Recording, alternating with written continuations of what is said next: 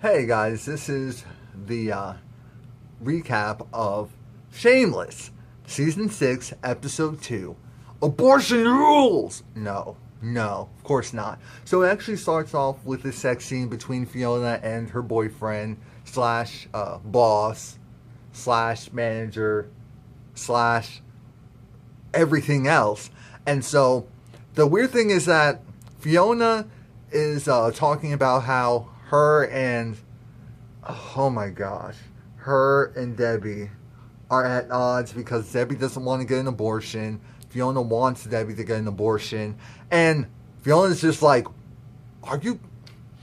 She's just trying to vent her frustrations, and there goes her boyfriend, essentially telling her to shut up, breathe through her nose, and then he has sex with her. And I'm thinking to myself, you know what? And this is why women think guys are no good.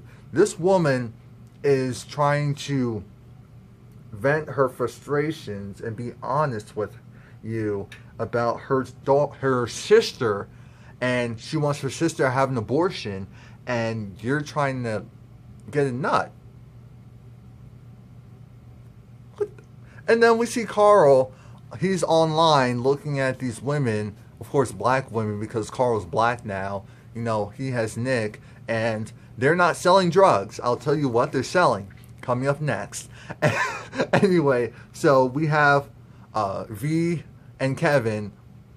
They're trying to have a regular life, you know, with their kids, but because the neighbors are at war and at odds with each other, it keeps waking them up. So the guy who lives next to them that's causing all this ruckus, I forgot his name, and uh, Yanis, I think that's his name. His dogs are being taken away by the lesbians, and well, which are actually both of them are pregnant. Can you believe that? Both of them are pregnant, and so basically they were like, "Yeah, let's make a deal. You have 7 days to clean up your act. Within 7 days, your dogs will either be adopted or euthanized." And so it's like, yes, get it together. And it's like, damn it, this neighborhood was better before you lesbians came in. It's like, okay. So Frank is still doing his usual wham, woe's me type of spiel. And Fiona's not having it. She's like, I have to deal with the fools over here. I don't care that you lost your girlfriend. Too bad. And he's just like, you're evil. How dare you? And then he walks out in his usual Frank fashion. Fiona greets everyone at the table. You know, Carl, Debbie, Nick, who's the black guy from Juvie that Carl has living with him now, and also Liam? Yeah, little Liam. And so it's really funny because Fiona is getting the cold shoulder. That's not funny, but it's just she has messed up within the past year or two. And, you know, everyone's more grown now, so they're almost seeing her like the mom now, officially. And so they're just like, why do we listen to you? Type of thing, almost. And so Fiona's trying to convince Debbie to get an abortion, and she's like, no, no, no. And it's just like, how are you supposed to go to school? How are you supposed to graduate high school, go to college, do all that stuff? It's not impossible. It'll be really hard. And so it's just like, in the meantime, Carl actually goes and tries to give her a couple $100, and she's just like, oh, she first takes it. It's like, where'd you get this? And he was like, don't worry about it. And she's like, drugs? You selling drugs again? It's like, no, not drugs. It's like, okay, so what are you doing? And so Debbie's like, you know what? I'll prove to you that I can actually be responsible. You know how to do that? I'll take this flour, this sack of flour. If I can take care of it for a whole day, then I can take care of a baby. Okay, do you think so? So then we actually get to the scene of Lip having sex with his professor's wife, actually with his professor, the female, and it's just a weird situation because, of course, Lip is getting attached to her, and he just feels odd because it's like, okay, the guy's still there, and he's just super comfortable with it, in theory, but in reality, he's absolutely not comfortable with it, and because he knows that Lip. I'll get into that a little bit later. But we get from that scene, and Ian and Debbie are just like talking about how Fiona is being a real pain in their ass, and they don't want to deal with her anymore. It's like she's trying to act like a mom and all that stuff, and because Ian has to stay on his meds, and Debbie doesn't want to get an abortion, and so Fiona's on both of them. Fiona's now a manager, and so as a manager, she has the responsibility of making sure things get done the right way. And so that means that instead of being a part of the shenanigans, she now has to take charge and make sure that people don't put like fry tissues and mix it in with the food and all of that. And so poor Fiona. And she's just like, oh, this is hard. She's like, I don't know if I want to do it. And of course, the woman who originally wanted to be the manager does the whole blowjob reference. It's like, yeah, that's why you have the job. And it's like, yeah, that's exactly how I look when she's doing him. So then Liv meets the son. Well, at least for now, we think the son. Or possibly could be the son. And it's a weird conversation, but a really general one. It's like a Kuna Matata. And then the father comes in and he's like, you're only with my wife because I'm allowing you to be with my wife. It's like, yes.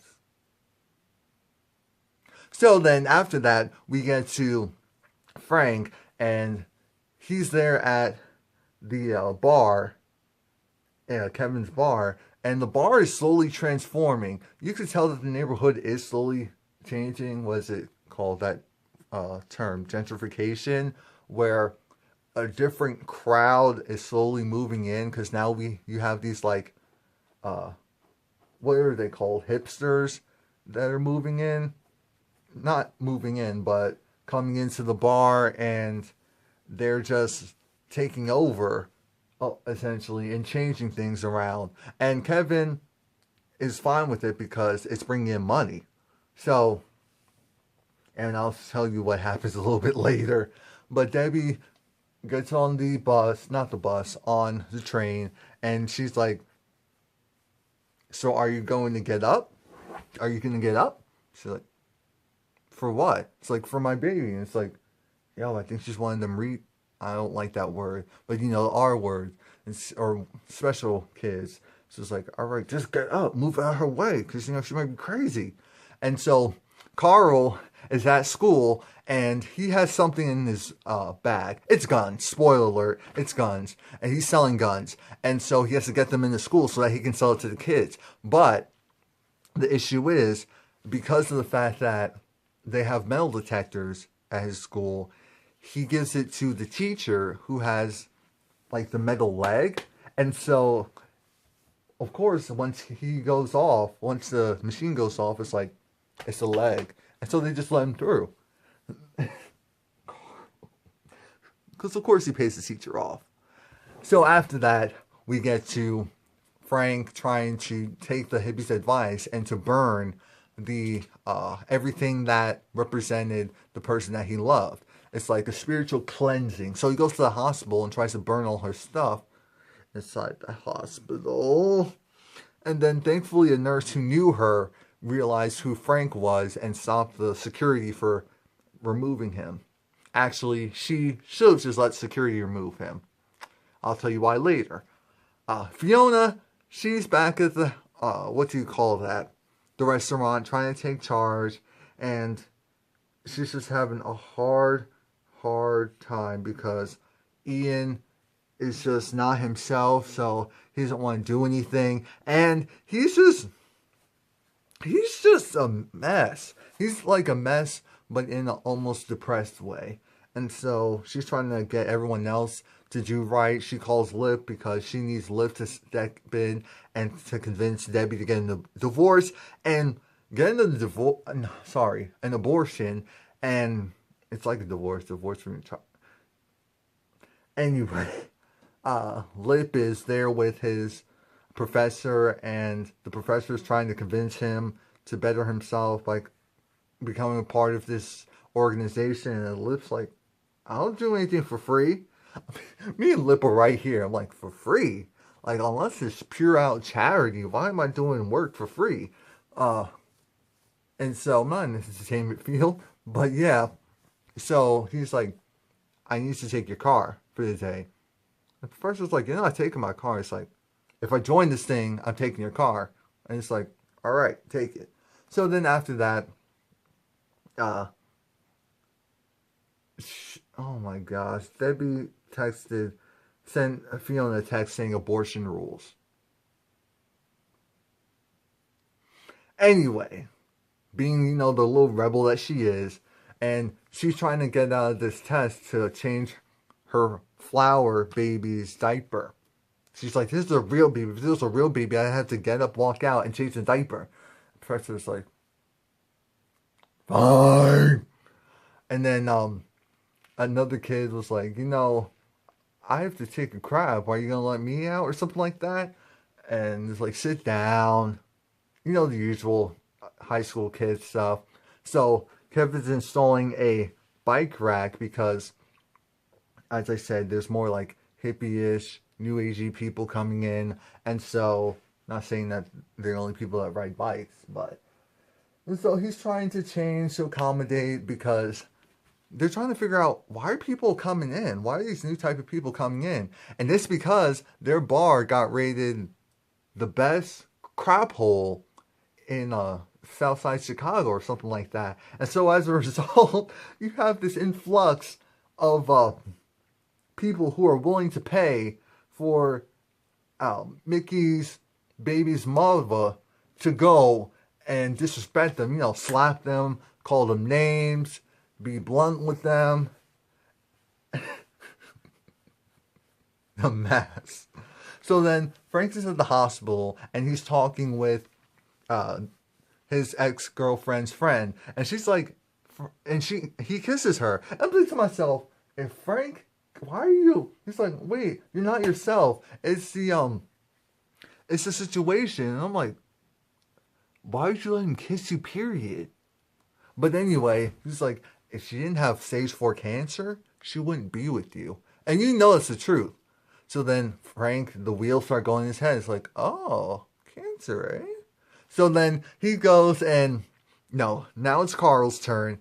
He's at school, in the bathroom, selling guns to people. And it's like, one kid's like, my brother's acting dumb, so I want him to stop being stupid, so I want to scare him. And Carl's like, nope, not a good reason. Then you have this kid who's like, I want a gun because I want to be able to defend myself if there's a school shooting. And so then Carl was like, all right, $300. Yeah, $300. And gives it to him. He's like, so are you going to teach me? I was like, and how he said it just came off like, ooh, okay. And so then Carl's walking out and you just hear these voices saying, Carl, he used to be white. And all this stuff. And it's like, he beat up like 5 people in juvenile. Come on now. But anyway, Fiona and V, they have a conversation. Fiona's pacing back and forth. She's just like, this is too much. This is too much. This is too much. We have, oh my gosh. Debbie, she's doing too much. And, this is my abortion. I'm going to have to take care of the kid. I've already taken care of all of these other kids. I just can't do it again. She's going to have the kid. I don't want her to have the kid. Why isn't the Adderall working? Whatever she gave her working. It's like, oh, girls perspire. It's like, are you kidding me? I think to myself, wait, so you have a drug test coming. That's not going to be caught? But anyway, so Ian sees this girl that he likes. Sorry, not Ian. Carl does. And the girl's not interested. So then we move past that. No more needs to be said. But, well, actually, she's barely interested. And we have, what's his name? Nick, who's there with him because wherever Carl goes, he goes. And Carl speaks for him and everything. And so then it's funny because we have him looking like, is everything cool, boss? Because he's in the school sitting down with all the other kids, and the teacher's like, "Who is he? Why is he here? Can he speak for himself?"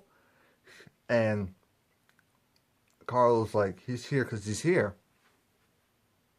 And Nick is just like almost like, "What's good?" And so then she's like, "Oh," and I'm just like, "Damn." This actually does kind of happen in school. I do remember sometimes where there's just be some people in school. I was just like, what the hell are they still doing here? And they're just sitting in class. It's like, why are you there? Now, of course, they were students, so it's different, but still. So then we have Frank going around the damn hospital ward to all these cancer patients, and he's trying to see, okay, who's on the verge of dying? Because if I can find someone who's at that edge, then I can go and get thrills from them, just like I did with his ex-love. So then after that, we have Debbie, who's talking with these two girls who are telling the truth about the situation. One girl, I think, is only like 13, and she has a 1-year-old, and she's like, "Oh, I'm going to the orthodontist to get my braces," and the other one's like, "Yeah, my mom won't watch my kids, so I don't know if I can go to prom." It's like, oh, damn. So reality's starting to sink into with Debbie that, oh yeah, being pregnant and having a kid, it's not just fun and games. It's not. And so then we have Lip, who's just like, he comes in and Debbie's like, "What are you doing here?" And it's like, "Oh, Fiona sent you." It was like, "Yeah, she sent me as well." Yeah, to talk me into the abortion. And he's like, "I just want what's best for you." And it's like, "So you coming? To the clinic?" And she's like, "No, that's okay. I can walk. I can find my own way." And so she tries calling her boyfriend, and his phone is disconnected. So now she's bugging out. She's bugging out. And so then we get to the scene where Ian's eating with the server, and well, they're both supposed to be servers. I think Ian's actually a busboy more so. But and Fiona's basically like, "Why did you tell him he can just sit down and eat and do all this stuff? You're not doing what you're supposed to be doing. You're not doing what you're supposed to be doing. So what's going on?" And long story short, Fiona fires Ian, and her boyfriend's like, "Good. He sucked anyway, so he needed to go." And she's like, "What?" It's like, "Yeah."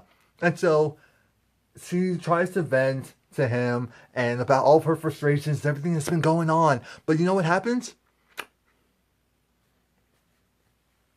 Fiona, sit down. Well, you're sitting. I need to sit down. Listen to me. I know you had a lot going on, so I didn't want to tell you this, but I used last night. I shot up with heroin that I found when I was cleaning out what's his name's locker. The guy who was arrested in the first episode of the season. And so she was like, "I thought you weren't an addict anymore. I thought you were good." And she was like, "I'm always going to be an addict. This is a sickness. This is an illness. This is how it works. You never just get rid of it."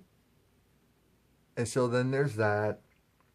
And so she has to reevaluate what's going on. And she's also just still thinking in her mind, like, everyone hates me. Everything, it's just so hard and difficult. And I'm like, yeah, welcome to the real world, where you were dealing with very hard stuff, but you had substances to help you out. Now you don't have that, so that's why it's even worse. But anyway, so Kevin comes back to the bar, and everyone's singing because now they have a karaoke machine. And I have to say, I'm loving whatever her name is, Mickey's baby's mother, the Russian woman, because she is a businesswoman.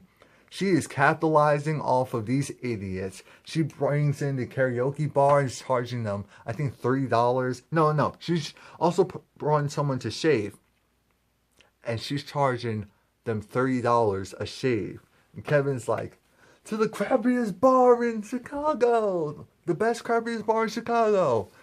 And, the hipsters are having a good time watching these old drunk guys at the mess. Because, the hipsters, anything that's unpopular and cool, that's what they're all about. So Debbie goes to meet with, I think, his sister. And his sister is basically like, he actually ran away. He does not want to see you, doesn't want to deal with you. He wants to go into the Air Force, and he can't have a pregnant wife a pregnant girlfriend or deal with a baby. Sorry, that's the truth. He doesn't love you.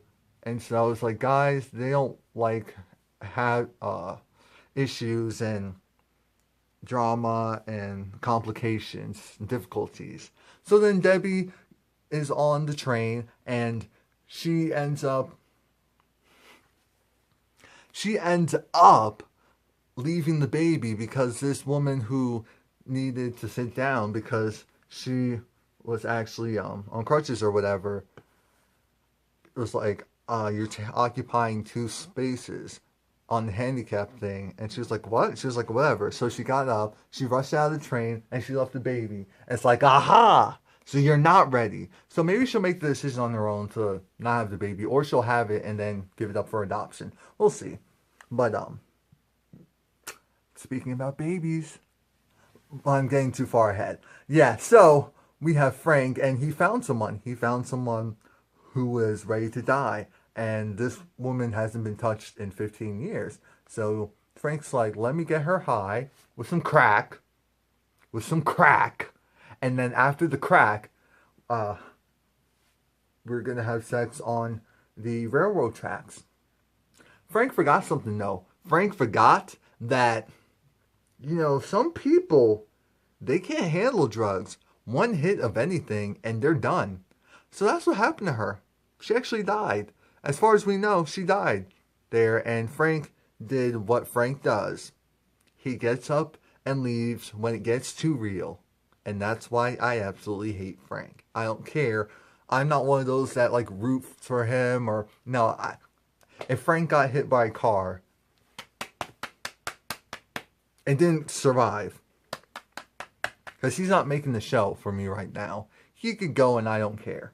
He's irrelevant at this point. So then Fiona has the drug test, and she finds out that she's pregnant. She's pregnant. And it's like, oh, you didn't know? Congratulations. So Debbie and her have a fight because Debbie's trying to run away to Florida. She doesn't even know where Duke or whatever his name is. She's trying to run away to Florida. And so it gets bad because they're both pregnant. And no one knows that she's pregnant yet. So they're both tussling on the ground. They both fall to the ground and are tussling. And Lip's like, get off of her. Get off of her. It's like, what the hell? It's like, and I was thinking the same thing. Gallagher's. Effing Gallagher's. And so, we have this scene where Kevin, he goes and he clips the Yoris's bike starter thing, wire, whatever it's called. At least he thinks he does.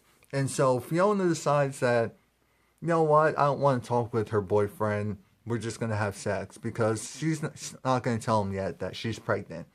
Not only that, because she may get an abortion. That's always an option, unfortunately. And fortunately, because the kid could come out really messed up since they both have consistently used drugs and all that.